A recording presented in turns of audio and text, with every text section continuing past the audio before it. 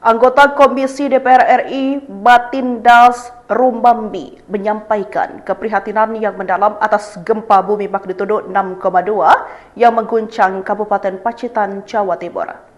Batindas menilai riwayat gempa dan tsunami di pesisir selatan Jawa mengartikan resiko nyata yang perlu mitigasi lebih serius dan komprehensif.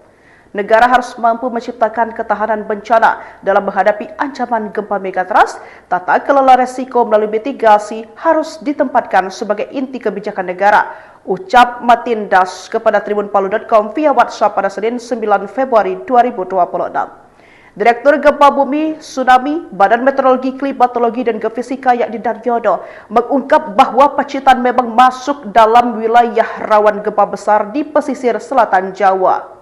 Merujuk pada catatan BPBD, Daryono mengungkapkan bahwa selain Pacitan, daerah-daerah di pesisir Jatim seperti Banyuwangi, Jember, Lumajang, Malang, Blitar, Tulungagung, dan Trenggalek juga rawan gempa megatrust.